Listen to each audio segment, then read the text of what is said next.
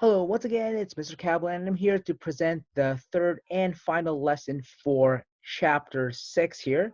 And today we'll be looking at rates of change in quadratic relations. Yep, it sounds a little bit difficult, but actually it isn't. So let's take a look at today's lesson here and just go through it just like we have been going.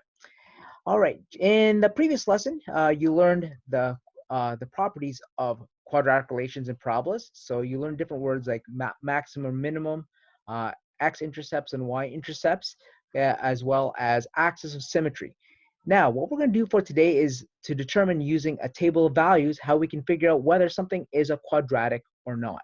In fact, some of the things that we're going to see in today's lesson, you actually did a lot of in grade 9 over here. So some of it is review, but there is going to be an additional twist to it in terms of what we need to do to determine when something is indeed a quadratic relation. So when we have a quadratic relation, as we stated before in the last two lessons, that anytime you see an equation and you have the letter x and there happens to be an exponent of 2 attached to it, this is going to be a dead giveaway that what you have here is indeed a quadratic relation. And as I said before, when we drew these in the last two examples, okay, what you would have there is a parabola, which is a U-shaped curve that opened up in two directions. It either opened up as a U, okay, or opened down as a downward U. I don't know what's going on here. All right, so that's basically what a parabola is. So that's just a recap of what we've done in the last two lessons. And what we want to do here is to learn how we can use a calculation using what are called second differences to determine when something is indeed a quadratic relation. Now, if this sounds relatively familiar to you, it's because back in grade 9, you learned what was called calculating what were called finite differences or first differences. In fact, we're actually going to revisit that today in the first example to give you a broader understanding on how to calculate second differences. And basically what happens over here is that what the second differences are is that after you calculate the first differences, okay, they're the differences of the differences. All right, so again, we're going to go through all that using numbers, so bear with me as we go through these examples here. All right, let's take a look at the first example here. And as you can see, what we have here is a snowboarder. And this snowboarder is actually going to be the same snowboarder we're going to use for the two examples to figure out what type of relationship his run is in. So for the first part over here, what we have here is a snowboarder that travels down a ramp to the bottom of a slope, as you can see. And what we want to do here is to figure out how we know that this type of slope here is an example of something that is linear, okay, using a table of values. So if you take a look at the table over here, it says complete the table and calculate the first differences.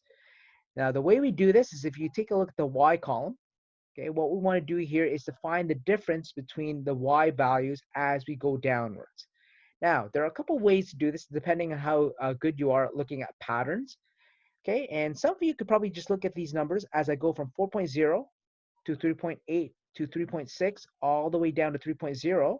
Okay, some of you could probably see that these numbers here are going down by 0.2. Now, if you can see that, okay, guess what? Those are the first differences. Now, if you don't see that right away, what we're going to do here is we're going to perform what is called the subtraction of successive y values. Now, what that means here is that we're going to take each of these values and then subtract them from the one right after it. So, for example, for this first one here, I'm going to take 3.8 and then subtract 4.0 from it. And when we do that, it gives us negative 0.2. Now, for those people who notice that these numbers here were going down by 0.2, that's what this negative here represents.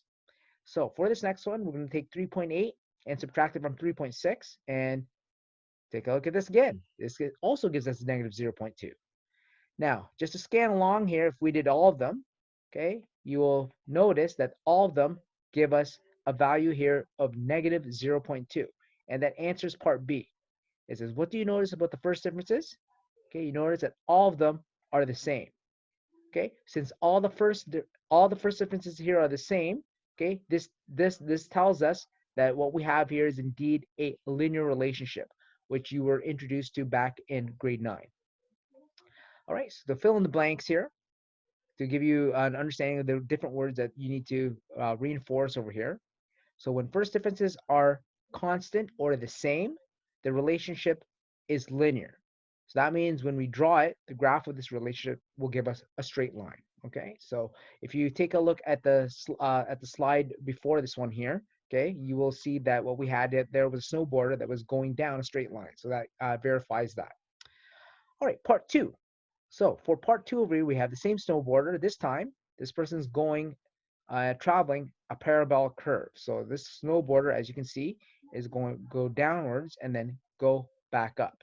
And what we want to do here is to use a table of values, okay, that indicates his height, and then from there go through the steps necessary to determine whether this is a quadratic or not. All right, so this is a relatively long one, so bear with me here. What we want to do here for the first step is take a look at the y values and calculate the first differences. Now, this one here might be a little bit tricky, so I am going to do this one using the subtraction of the successive y values. So for the first one here, I'm going to take 10.8 and I'm going to subtract it from 7.5. So the first differences between 7.5 and 10.8, that's going to be negative 3.3 there. Now, just to do the next one here, I'm going to take 7.5 and then subtract it from 4.8, and that gives me negative 2.7.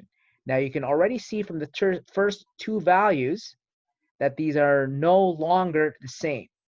So if we do the rest of them very quickly here, okay, notice that they indeed are not the same there. All right. So just to summarize what we have here is, what do you notice about the first differences? Okay, notice that all of them are different. Okay, another way to say that they're different is that they're not constant. So right now, based on the numbers that I have in red, which are in the first differences column here, since the first differences are not constant or not the same, this relationship is not linear.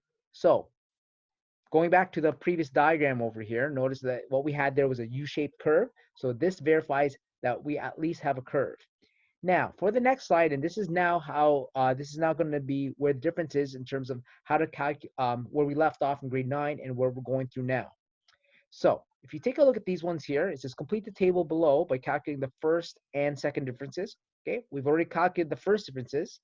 So what the second differences are the differences of the first differences. Now, for this one over here, it gets a little bit tricky because even if you see numbers by pattern, you might not see it right away over here. Now, for the people, if you look down all these numbers, okay, as we go from top to the bottom, that is, okay, especially when you start going to the positive numbers, I think most people can do it by looking at the patterns. Okay, you probably notice something about these numbers as we go down this column over here. So if you look at 0.3, 0.9, and 1.5, 2.1, 2.7, and 3.3, some of you will probably notice that these are going up by the same amount. Now, the question is, what is the value of that amount? And that's what we're going to go through in this example. So just like we did in the previous example, I'm going to subtract the successive values from each other like this. All right, so I'm going to take the negative 3.3 and I'm going to subtract it from the negative 2.7 like this. Now, this gets a little bit tricky because we are subtracting a negative, but just remember, when we subtract the negative, it's the same thing as adding. And that gives us a value here of 0.6. Now, for a few seconds ago, I mentioned that some of you could probably see the pattern based on the positive numbers, okay? And some of you will also probably notice that it did go up by 0.6. Well, guess what? That's what this number represents here. Now, let's just see if all of them go up by the same amount. Okay, so for this one over here, okay, notice we have 0.6. Let's do one more. And sure enough, notice that all of them here are 0.6.